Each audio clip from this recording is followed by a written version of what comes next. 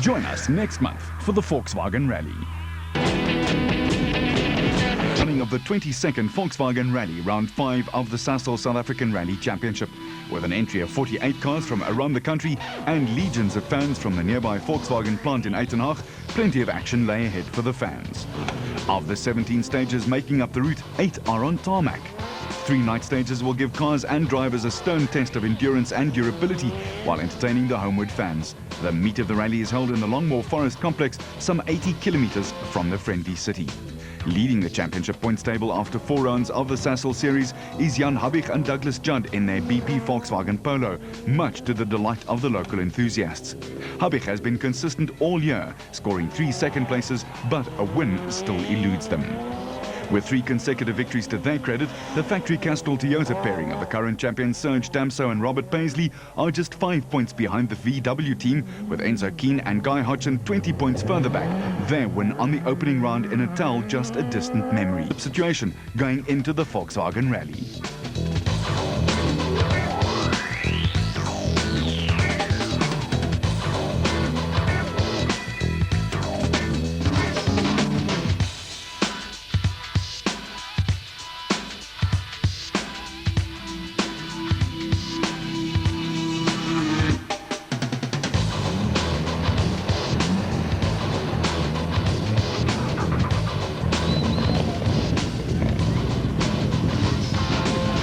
Uitenhage, home of Volkswagen South Africa. Fans poured into town, mingling with the cars and drivers, while factory workers lined the streets to cheer their heroes. And how does the championship leader see his chances on home soil? The expectations are high, the pressure is there. Yeah, we'd like to do well. We like the plantations, the forest stages are good, and I think it'll be good. Is the car ready? It's very difficult to judge until you get to on an event.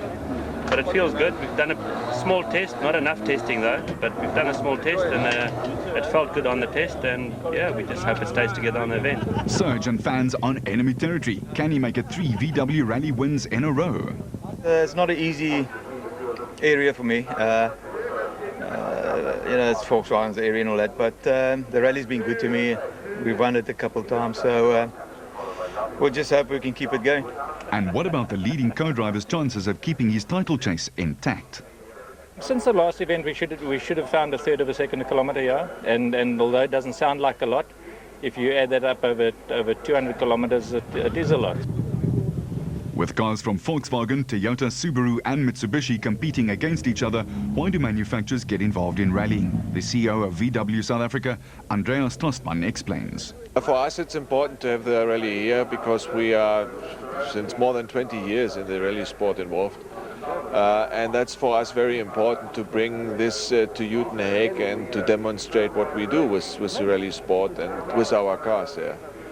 And that's the event of the year, I believe, for the rally sport, for Uitenhage and for us to have this here.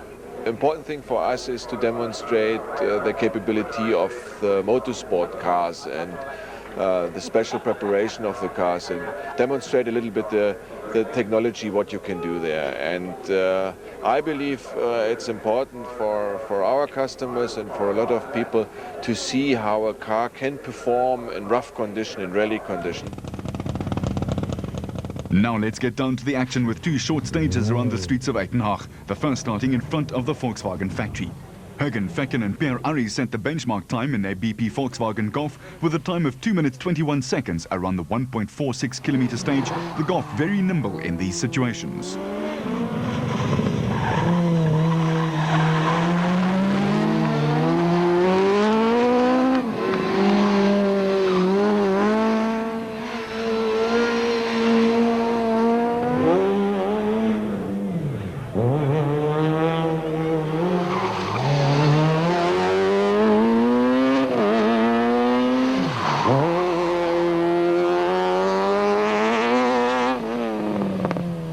The more powerful 4-wheel drive Super 2000 VW Polo should in theory be quicker than the Golf. Watch the clock and see if Enzo Keen can put theory into practice as he slides his car around these tight confines. No can do and a second slower.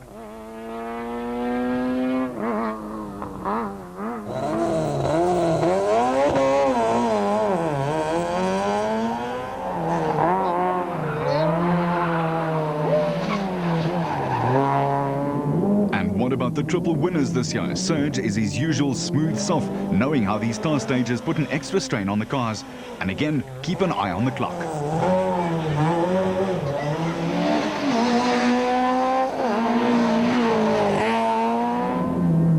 Serge couldn't match Enzo's time and couldn't beat the Golf either.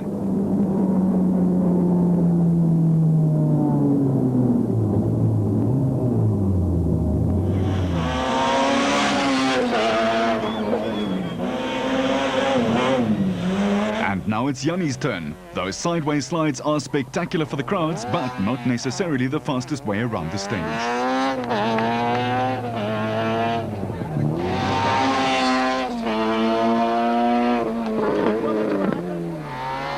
There's the finish.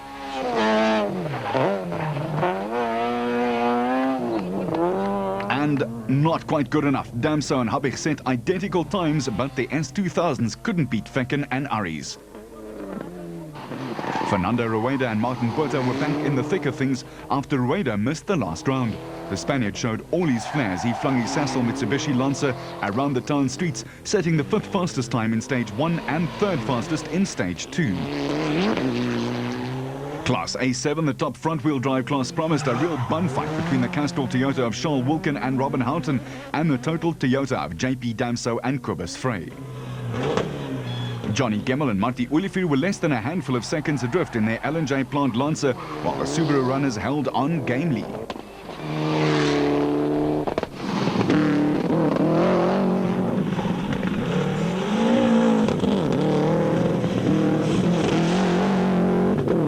For Etienne Lawrence and Andre Vermeulen, it was to be another disastrous event, their 5th retirement in a season from hell. Engine just went on this last corner. I can't really tell. We did testing on Sunday. It was fine. Everything was hunky-dory. No rally anymore today. Yeah, well, no fine. As Lawrence was left to rue what could have been the teams headed for a 5-lapper at the Aldo Scribante racetrack, with Fecken heading the timesheets by a second from Keen, with Damso and Habich tied for 3rd overall. This is really close. Reverse direction at the 5 lap.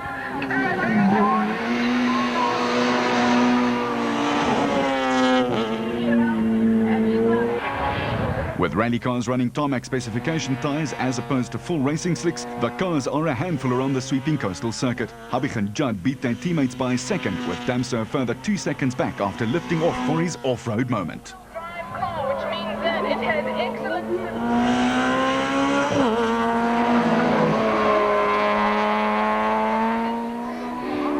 Fecken hangs on to the lead of Class A7 with former production car racer turned rallyist Charles Wilken close behind.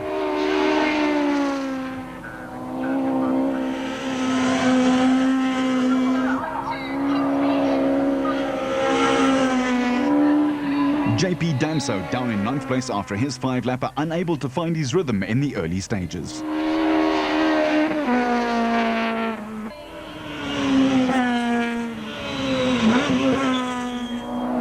The two ex-Works Golfs, now in the hands of Barry Grobler and Mike Burrows and Adrian Kurth and Rikus Fourie, were closely matched during the opening skirmishes, with Grobler in the top 10 after the dash around Scribante. Class A6 sees a resurgent Skultburger and Wimpy van Ginnen ahead of Craig Trott and John Costa, both in near-identical Toyota Corollas.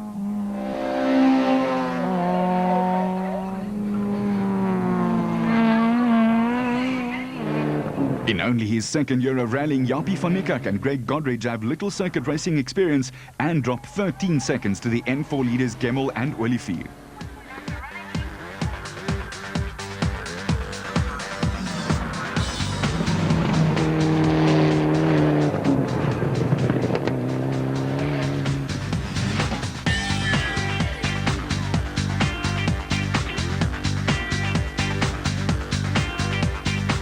With 3 of the Mickey Mouse stages out of the way, the leaderboard has some interesting names up at the top.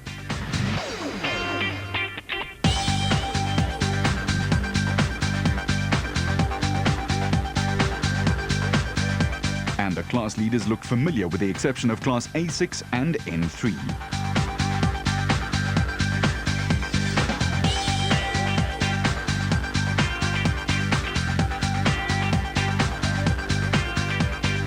Back in Port Elizabeth for the first run of the 990-metre Kings Beach stage, hated by drivers but loved by the spectators who come out in force to watch in their lunch break. It's easy to lose the rally in a stage like this, and the drivers have to find the balance between speed and keeping the car off the curb. Enzo Keen claimed another stage win 2 seconds quicker than Serge Damso could muster. Richard Bem and Grant Sinclair powered their Sasol Mitsubishi Lancer to the second fastest time, equaling the time set by the Polo crew.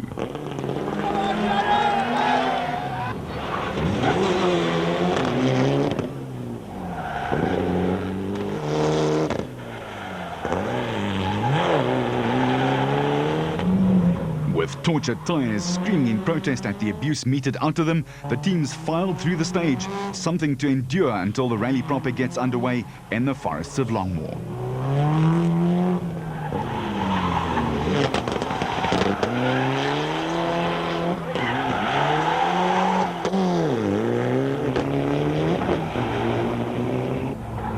Further down the field, the Mitsubishi Subaru fight was represented by Paul Pfeiffer in his Evo 6 and Jacques Buerta in his WRX.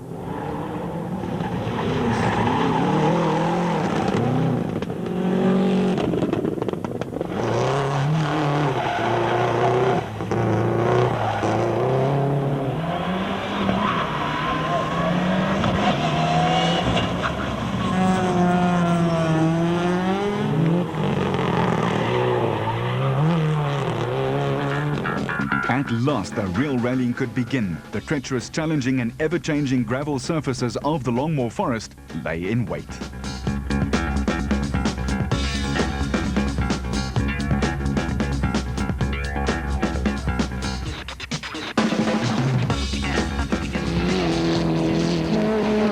Claudio Piazzamuso and Janine Labuschagne are leading Class N3 for the first time this year in their Sasol Toyota Run-X from John and Douglas Williams in their Gajima AST Run-X.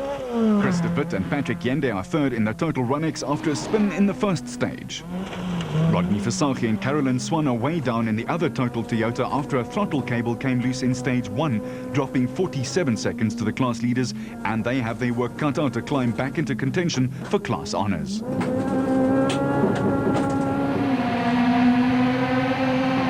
Racing while looking into the sun is a tough proposition, almost like driving blind, actually.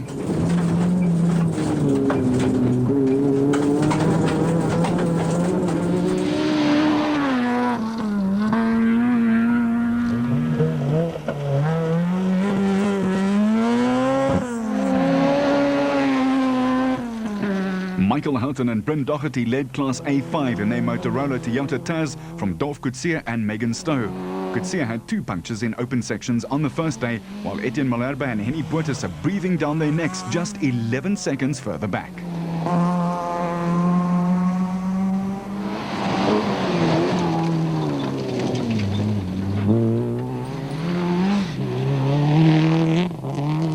We caught up with Enzo Keen during a quick 15-minute service break.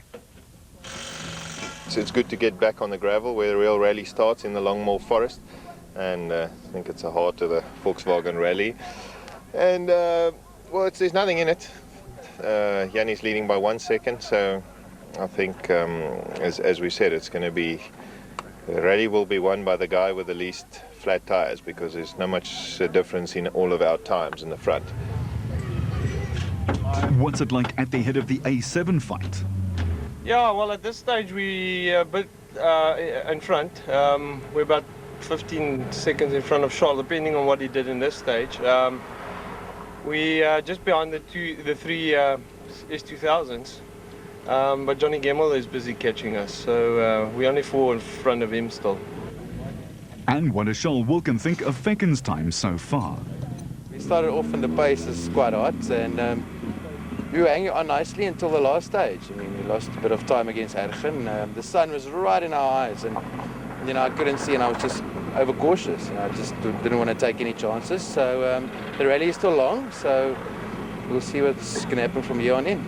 few of the corners actually caught us almost sleeping because there was quite a lot of mud inside the forest. So, yeah, it's tricky, you know. And like I said, with the sun like in your eye, I mean, you just can't see where you're going, you know. And you're not on pace now, so you're trying to spot the road, but you can't see, so it's difficult.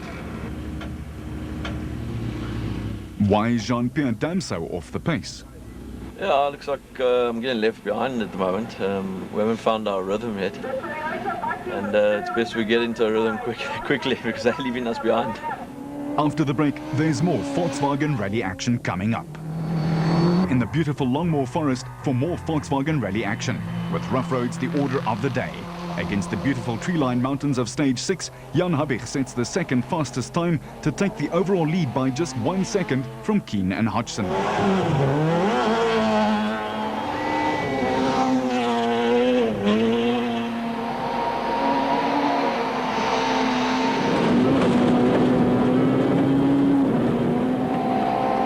It's Damso and Paisley who win their first stage of the event, a timely reminder that the two polos don't actually have a monopoly on the leaderboard, even though they're on home soil. In Class N2, Mike Nathan and Graham Hooper have taken their CVT Toyota Corolla into a 30-second lead over Costa Comantarakis and Barry White's similar Dunlop Corolla. Craig Baragwanath and veteran rally driver turned navigator Yanni Keen beat the Mitsubishi of Antonio Barbosa and Kobus Janssen. Aggie Stowe and Jurgstein running well down the order, destined to retire with clutch failure after starting the season with back-to-back class wins. It's now 3 retirements for the Polokwane driver.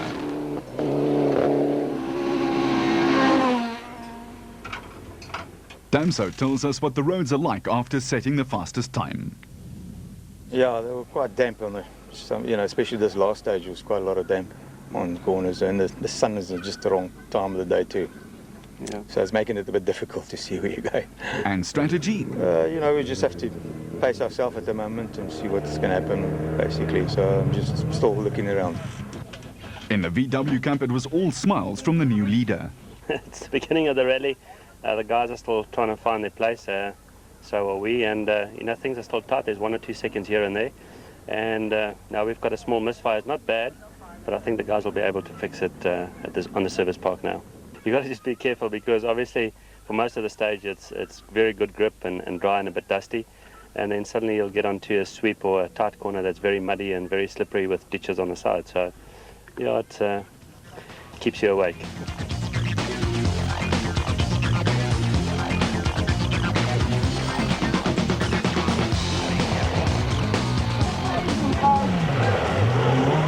Damso sets another fastest time in Stage 7, some 18 seconds faster than Keen could manage. We have our third leader in as many stages, a Toyota driver now with a 10-second lead. Yanni's grin was about to be wiped off his face. We join Chris de Wit in car as he climbs up the leaderboard, passing the stricken number 2 Polo on the side of the road. Habig had indeed become the 11th retirement after only a quarter of the rally mileage, a front suspension failure, wiping out Habig's short-lived lead. In the production car class, Johnny Gemmel and Monty Olivier have jumped into 3rd overall, followed by Richard Bem in his Sasol Lancer Evo 6.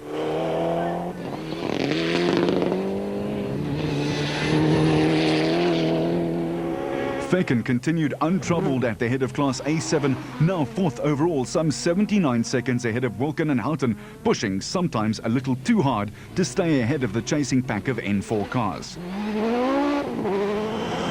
Yapi van Niekerk and Fernando Rueda settling into a battle of the Lancer Evo 8s, the ESPI car 10 seconds ahead of the Sasol machine. This fight is destined to go down to the final stage.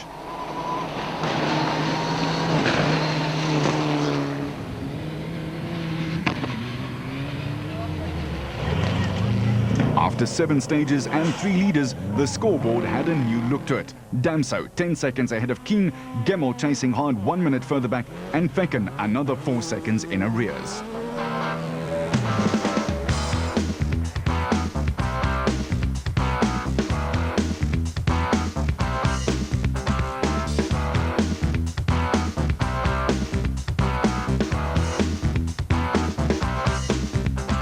And one change to the class leaders, Piazza Musa taking over from Williams in N3, Mike Nathan was going superbly in N2, and Skalkberger setting the pace in A6.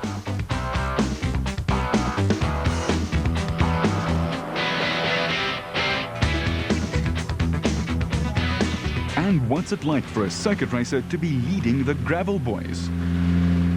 We went well on the tar. John Williams was about 7 seconds ahead of us. And now we hit the dirt. I don't know what John and Rodney did because they're very far behind, but we've beaten Chris on both stages. 1 second on the first stage and about 18 seconds on the second stage. So for once, when we hit the dirt, we're confident and we seem to be going quite well. We got a bit of a tough job today. We started on the tar where we were slipping back little bits. Now we're slipping back more on the dirt. So we're not sure what the problem is, and we're just going to keep on trying hard until we get it right.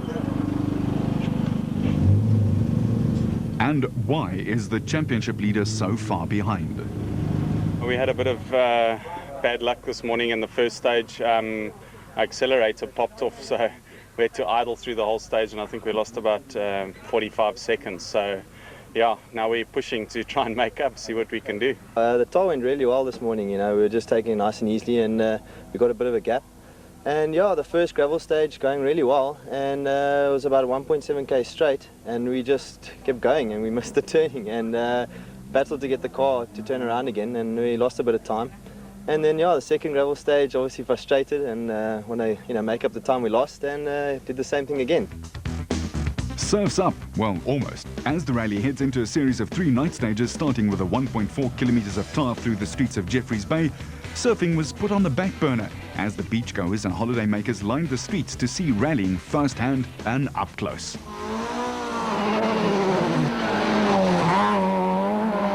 Keen won all 3 stages held in the darkness, taking 3 seconds per stage out of Damso's lead, leaving the Toyota with a slender 1 second advantage.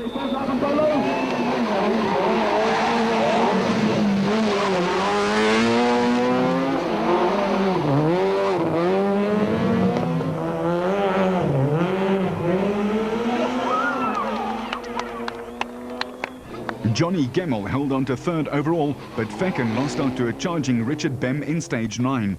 It was a short-lived 4th for Bem, for he retired in the final service of the day with clutch failure.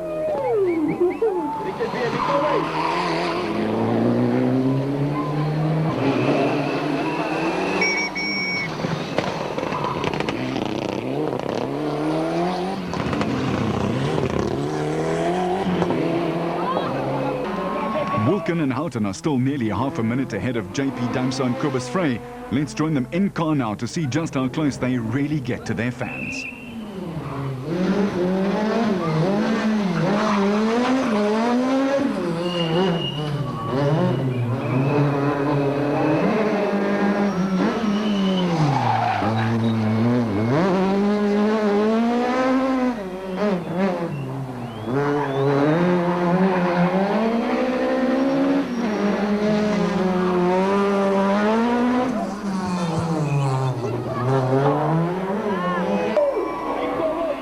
Musso held on to the M3 lead, while the biggest loser of the day was Michael Houghton and Bryn Doherty, who incurred a 10-minute penalty for missing a signature on a time card, dropping the Pretoria youngster to 34th overnight.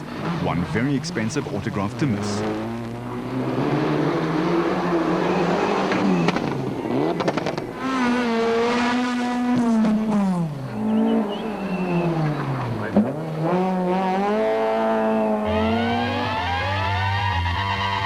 Saturday, and the drivers would face yet another uncompromising day in the VW Rally. Before dawn, the 35 survivors headed back to Longmore Forest with some unanswered questions, like why was Nicholas Ryan so far off the Class N4 pace? A little bit uneasy for me. The car is just a little loose, and maybe my hands are a bit loose or my feet are a bit loose. The guys are taking some time of us at the moment, so it's trying to do a few changes on the car and maybe in my head also. But the tar stages are behind us now, at least. It's time to get the gravel stages going and make the most of it until tomorrow.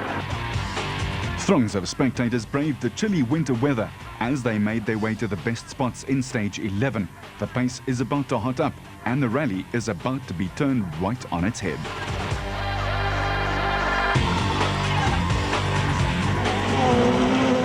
Headlights blazing, Damso rocketed out of the starting block, setting a stunning time of 20 minutes and 34 seconds in the dawn light. Gemmell was left completely breathless in Damso's wake, 35 seconds adrift to take the second fastest time. The question was, could Keane match the flying Toyota? Let's join him now as he guides the BP Polo through the tree-lined road.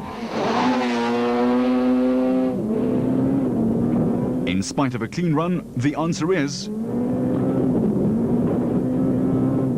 no. Damso is a stunning 48 seconds quicker than Keane over the 29.3 kilometer stage, or 1.6 seconds per K quicker. Can Keane fight back? In the Evo 8 war, Van Niekerk raced through the stage but only gained a second on Rueda. 5th and 6th places overall are separated by just 10 seconds, but Rueda's Lancer is losing water and the engine losing power.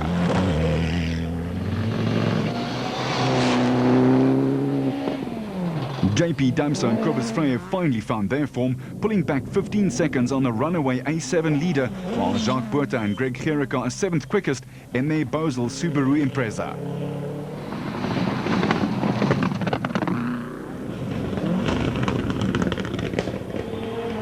And no, Fecken doesn't have a problem. His lead is big enough that he can back off to conserve the car on this rough, tough rally.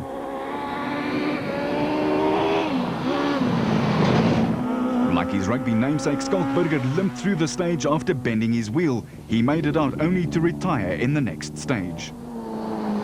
With 7 retirements in this stage alone, we're down to 29 runners and a long way still to go. Craig Trott and John Costa now firmly in control of Class A6, the consistent Italian heading to his 4th class win in a row. Second in Class A6 is Steve Wilkin and Brian Careyhill in their Toyota Conquest, this Italian heading to his 2nd finish of the season. Wilkin pushing the Castrol Runex hard to match JP's time. Too hard, perhaps?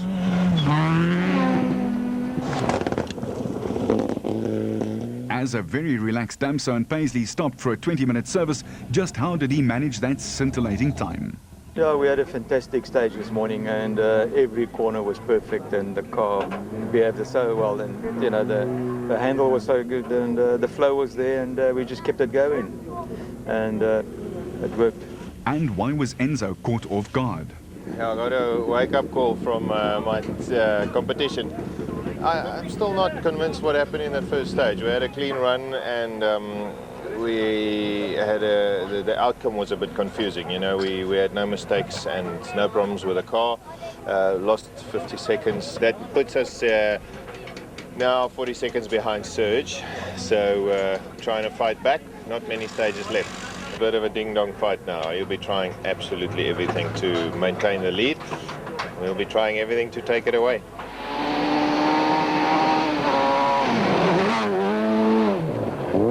And here's the BP Polo of Jan Habig. But wait a minute, isn't he out of the rally? A suspension bolt came loose and it eventually broke in a very rough patch. We got the car going again, but we'd lost a lot of time, and there was a lot of damage happening as we were driving, so we decided to rather retire the car.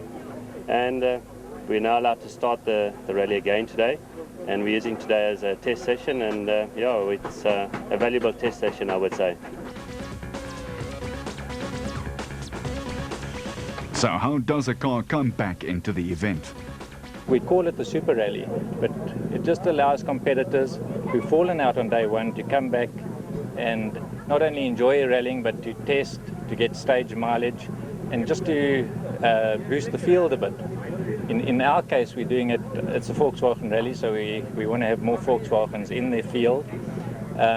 But we also need to do testing. We're still a little bit down on testing time, so we're using the full advantage to do a lot of testing today. The fans delighted to see Habig and Judd back in action, and will be back in action after this.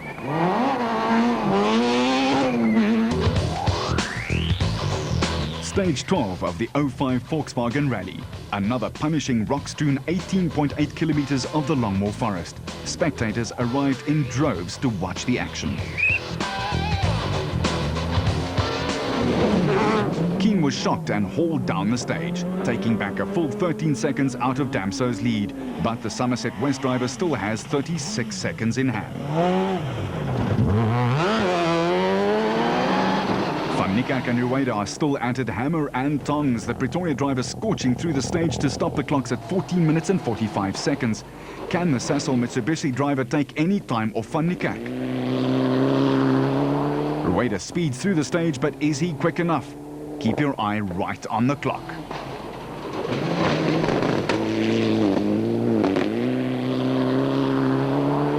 Rueda has lost another 6 seconds to Van Niekerk and just 5 stages remain, now 16 seconds away from his coveted 4th place. Gemmel and Olivier meanwhile are more than a minute ahead of the chasing N4 cars in a comfortable podium place, if he gets to the end. Nicholas Ryan is still mystified by his relative lack of pace, setting the 6th fastest time. Vecken is comfortably ahead in Class A7 with JP well off the pace in Stage 12, having to contend with punctures on both left-hand wheels. Not quite what you need when you're fighting a rearguard action.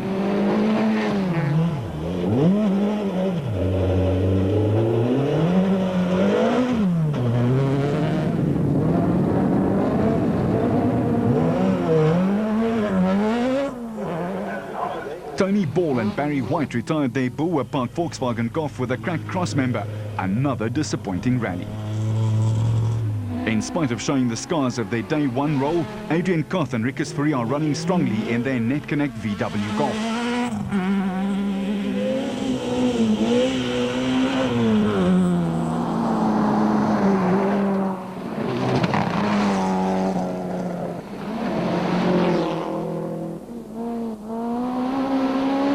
The big loser in Stage 12, Claudio Piazzamuso and Janine Labuskaghni grinding to a halt.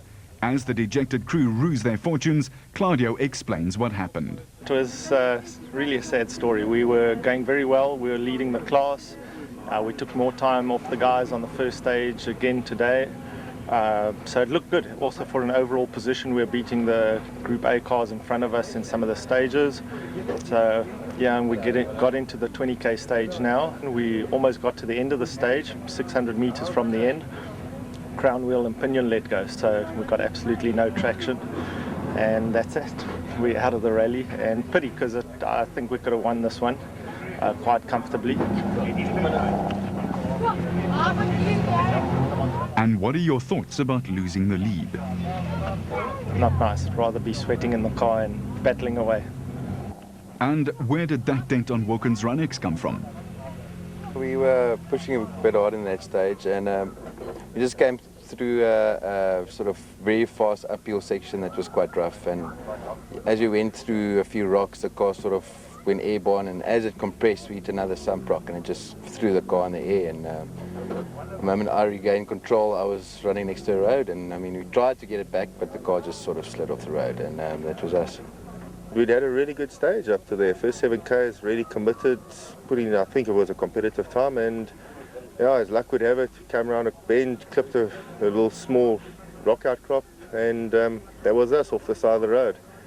And could have been even worse, and JP in the team total car did a very similar thing to us and almost landed on top of us. So could have been worse. The car's fortunately not badly damaged, so they can get it ready nicely for the next race.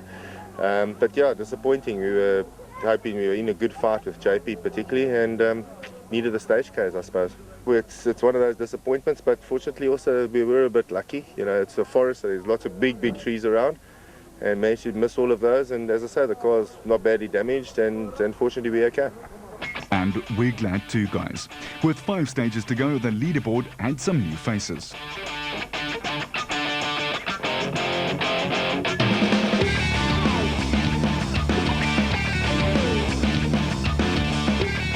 And 2 new names popped up on the class leaders. Williams taking over in N3 and Dolph Coetzee ahead in Class A5.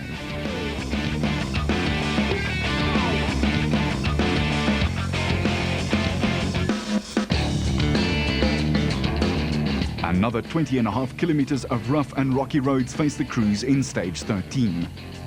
John and Douglas Williams are now nearly a minute ahead of Chris de Wit and Patrick Yende, and with Versage and Swan out of the event, it's a 2-horse race in Class N3. Williams is driving beautifully, but de Wit is on a mission. Even so, he lost another second.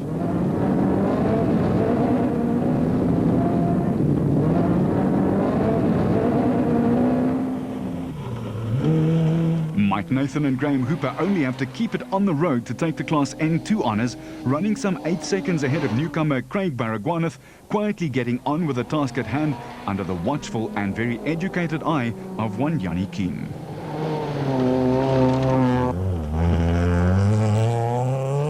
Nkosanati Nzimandi and Gerard Snyman are running fourth in Class A5 behind Michael Houghton and Dolf Coetzee. Etienne Malherbe and Henny Portis are enjoying leading their class by 55 seconds. The Crosley car-hired Toyota Taz running like a proverbial Swiss clock. Dolf Coetzee and Megan Stowe are falling into the clutches of Michael Houghton after losing loads of time with an overshoot. Chad Conradi and Jaco Purchase are firmly on the bottom rung of the leaderboard, 25th and last, and this puncture didn't exactly help their cause, but at least they're still in the rally. The RFS Toyota Taz better off than the 23 retirements to date. It's lonely at the front of Class N2, Mike Nathan way ahead of the only other runner in the field. There was a 30k stage this morning, but rough in places. We don't know what Costa Kamankaraka's time is for that stage. But yeah, we just try to take it easy now, but the guys are falling out left, right and center. We just saw two of the class leaders from previous classes out in the stage, so we're getting a bit worried now. But the stage was really rough and in some places really quick. And the drop-offs on some of the mountain areas there, it's close to must be about 500 meters. So you don't want to get it wrong at the top there. But there were some patches there where it was really quick. You came down, you actually in fifth gear through the forest, and it's really tight. It's actually only a track for a single car. So if you go off there, you're gonna damage something. Tell us about leading your class for the first time, John. When I woke up this morning, I knew between the four of us is going to be a hell of a dice. And this morning we all went hard, and unfortunately Rodney went off. It was down to three of us, and this last stage now Claudia had gearbox problems. So it's left to Chris and myself, the old N2 battle all over again. So yeah, it'll be interesting. Can Chris make up the minute deficit to the 21-year-old Williams? Luckily we can only go to second in class, so there's only two survivors. And we just had a long flat wheel, so that was good news for us. So we're about a minute or so behind Williams, and we'll just see what we can do about that, see how the rest of the day goes. And as the fashion was set, we found out soon enough, the two-horse race ending for De Wit in stage 14.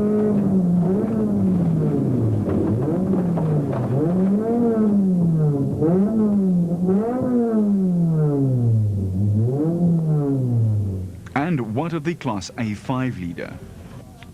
It's going very well. Yesterday I didn't enjoy the second last task day so much, but today I think it's going to be nice. It's forest racing again, and it's going well so far. Yeah. Unfortunately for Michael Houghton, I think he was the fastest of the A5 cars. He unfortunately picked up a 10-minute penalty. Overnight we were only 6 seconds ahead of Dolf, so he knows the area very well, so he will definitely try to make up the time. 23 cars set to tackle the longest stage of the 2005 Volkswagen Rally, 36.3 kilometers of hard forest racing. With the current attrition rate, how many would be left at the end of it? Just when Enzo thinks he has the measure of surge, the Toyota driver proves him wrong, blasting through the stage to a record time of 26 minutes and 43 seconds, absolutely supreme at the head of the field. And Enzo, he was fifth quickest, dropping 1:19 to surge, the result of a broken lower control arm, limping through the final 10 kilometers of the stage.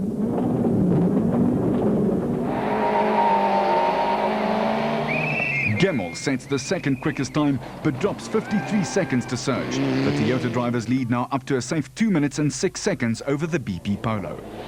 The frenetic dice for fourth is raging unabated, Van Niekerk beating Rueda by another 2 seconds to lead the Spaniard by 9.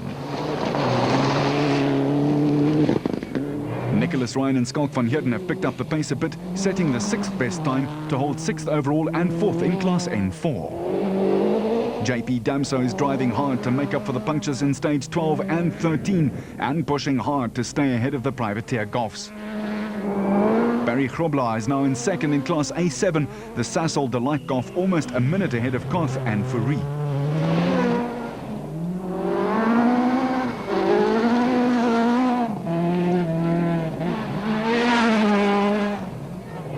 And believe it or not, this is the last time we see Fecken, retiring in this stage with 2 broken drive shafts, failing a kilometre apart.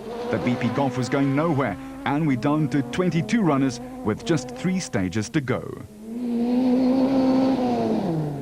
Stephen Wilkin was running, but only just. He lost loads of time repairing a broken hub and was 1 minute away from being time barred after using 29 minutes of lateness.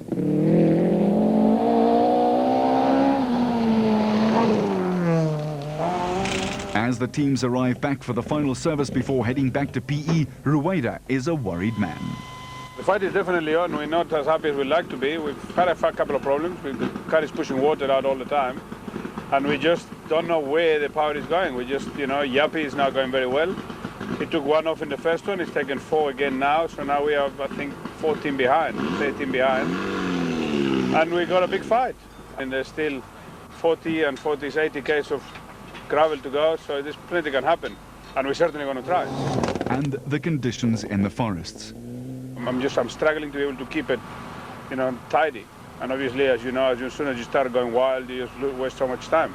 I spend more time looking after my life than I do trying to go faster. See, and the other side of this fantastic battle for 4th place. We're now only 7 ahead of Fernando. He took 9 of us in this last stage. We've got 2 gravel left. Then 2 Mickey Mouse tar, where I don't think the time difference will be much. But the 36k up now, and then a 25. It's still a long way to go. Rueda was worried about his mysterious power loss, and they found out what it was due to, a hole in the exhaust. That was quickly closed. Then the team discovers a leaking center differential and set about changing that in the 20 minutes of service time allowed. And they made it.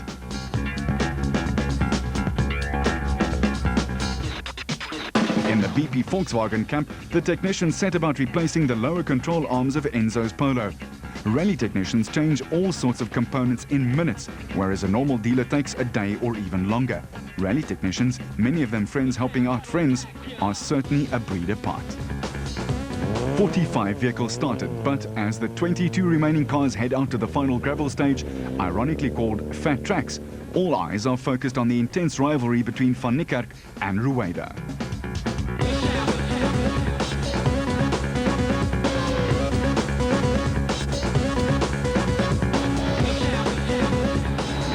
Rueda is on a mission. His last real chance, barring mechanical problems for Van Niekerk, to slot into 4th place. He so nearly overcooks it on this corner, narrowly missing a pile of logs that would spell instant retirement if he made contact, but lives to fight on. Van Niekerk drops 12 seconds to the Cape Townian. Rueda has done it. He's up into 4th and has a slim 3-second advantage and 2 tricky tar stages left to defend it. Rueda beats Gemmell as well, but it's academic, for he's over a minute ahead of Rueda. As all the cars complete the final gravel stage, we're off to pay the rent.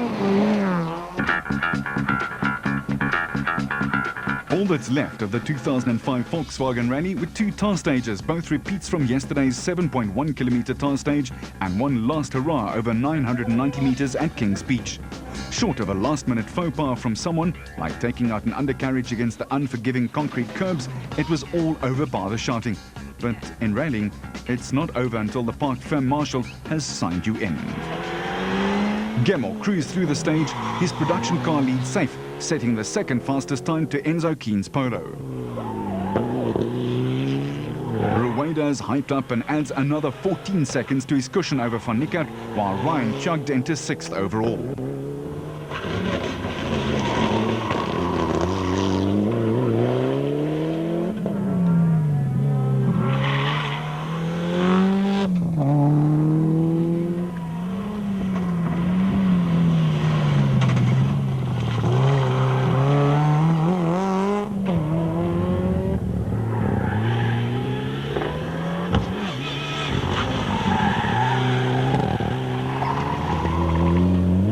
Was there a traffic circle there, Greg? The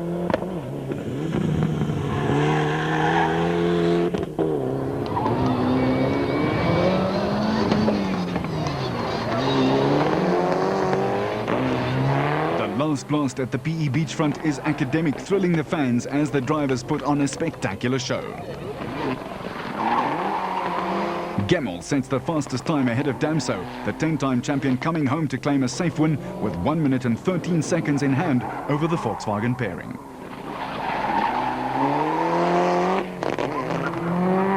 JP scored an unexpected Class A7 win, ending 7th overall ahead of Paul Pfeiffer and Duncan English in their Mitsubishi Lancer Evo 6. Another solid, unobtrusive run into the top 10. Van Niekerk enjoys himself over the short piece of tar.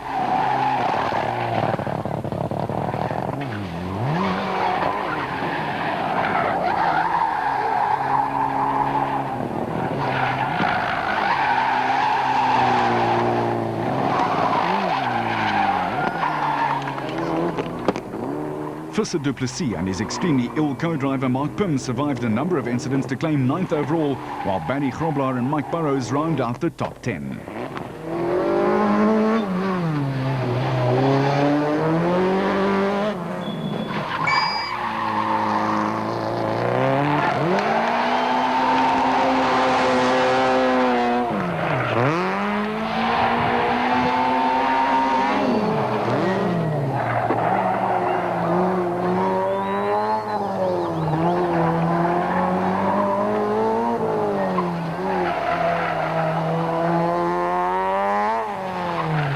So, to recap, after 3 different rally leaders on day 1, Damso put in one of the best drives of his long and distinguished career to knock the wind out of the opposition sails and takes a 19-point lead in the 2005 championship standings.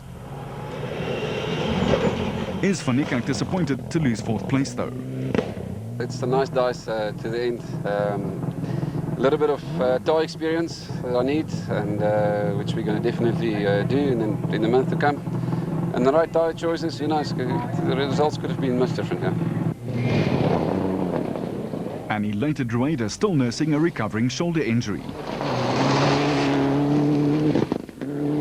I must admit, for maybe 3 years we haven't had a finish like that in N4.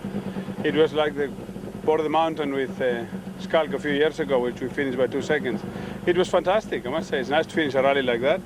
We just went into the last gravel stage with Yapi 11 ahead of us, I think it was. No, 9 ahead of us. And we just had to go for broke. You know, we put the right tires. I think we had the right tire choice, and we took 12 of him there. My arm belongs to somebody else right now, but you know, at least we're here. And it was good. We finished 2nd in production car, which is good for us. And was Serge happy with his 2 days in the office? We had a good rally, and as I said this morning, it was a fantastic stage we had, and you know, everything worked out perfect for us. The pace definitely stepped up after that first stage, and we just had to keep in touch all the time. Sometimes maybe it's better driving number 1 because at least you don't follow somebody else's track. You could be braking earlier or whatever, you know, so you make your own lines, and it actually worked quite well today, I must say. Once again, Enzo Keen is the bridesmaid. Yeah, it's becoming a habit, but I think good event in the car. We drove well today, and we were happy with the car and making a slow step forward to getting it faster. And I think it was good for us and Volkswagen to win more than half the stages on the event, and I think that you know, that keeps the momentum, and that makes us hungry for the win. So rallying's a difficult sport, and it's very complex, and there are a lot of components that have to go all the way, and you know, gears that have to fall in place for you to win. So Serge drove very well, and I want to congratulate him on that. He had an absolutely faultless event, and that's what it's about at the front, you know. Johnny Gemmell was well satisfied with his podium place and production car win. Yesterday we really had to go, and this morning, and then from then we just basically had to keep the pace up, not make any silly mistakes or anything like that.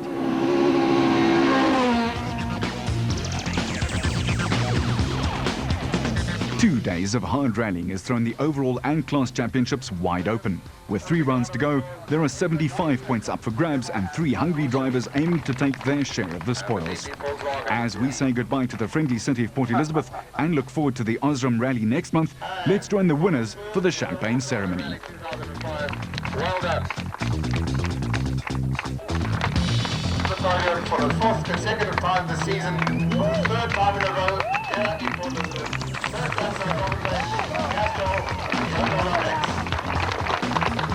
There we go. Those are the top 3 crews in the Volkswagen. And here are the final overall and class results.